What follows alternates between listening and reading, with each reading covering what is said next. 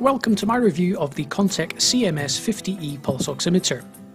The outer packaging suggests other various models are available, however this review is for the 50E version. Inside the packaging is a metal tin with a plastic display window which clearly shows you the CMS 50E pulse oximeter which is contained inside. Also in the box is a black material neck lanyard should you wish to carry the device with you around your neck.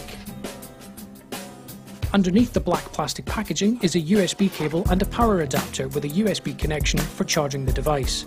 I was supplied with a US adapter, which is no good to me here in the UK. Also supplied is a user manual which has been translated from Chinese into English. It's generally useful, although there are a handful of mistakes in the translation which may cause confusion. The software comes on a mini CD. If, like me, you have a slot loading drive on your computer, you will not be able to access the software. You need a tray loading drive to read this disc. Thankfully, the software is available for download.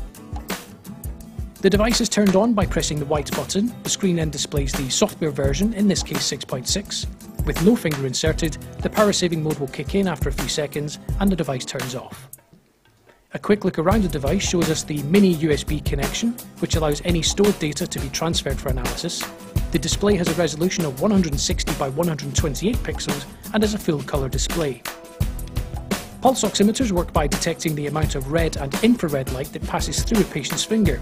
You can see the red light here trying to detect a finger before the power saving turns the device off.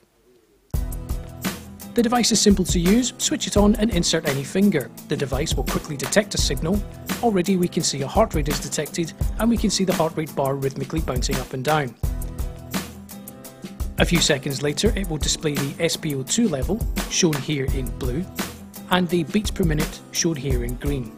There's also a handy waveform trace of the heartbeat along the bottom of the display. The device does not self-orientate, but by pressing the white button the screen will go through the 4 available orientations one at a time, so you can choose which display is best for monitoring the readings in relation to your patient's orientation.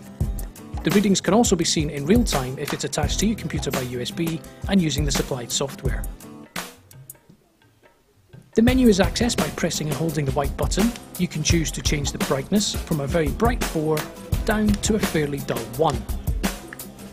Inside the alarm menu allows you to set the high and low limits for the SpO2 level, as well as the high and low limit for heart rate. You can also switch on or off the alarm here, and also enable or disable the heart pulse sound.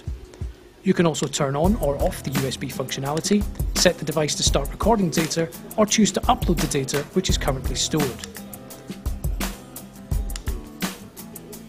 This display currently showing the alarms are switched off and is not recording. The display itself shows you the yellow alarm icon in the top left, the SpO2 level is the number in blue, the red icon shows the pulse sound is disabled, beats per minute shown in green, and the battery status in the top right.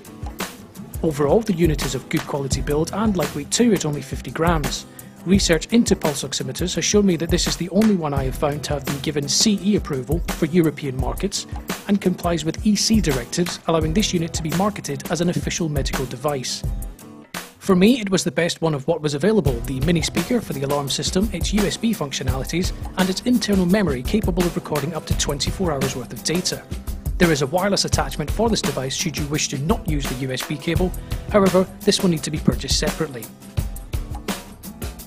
Future releases will have full Bluetooth capability, but not in this particular model.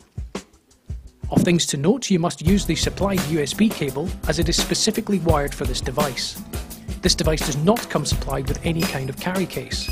Also, as a word of caution, when you connect this device to your computer, it will register as a Silicon Labs bridge. This is simply the manufacturer of the internal chip and does not reflect the actual manufacturer of the device, which is perfectly normal. Lastly, the software is currently PC only and is not compatible with Linux or any Mac operating system. However, I use a PC emulation software on my Mac and the device works perfectly well. I have personally had no problem with this device falling off my finger in the night, which is a common concern you need not worry about.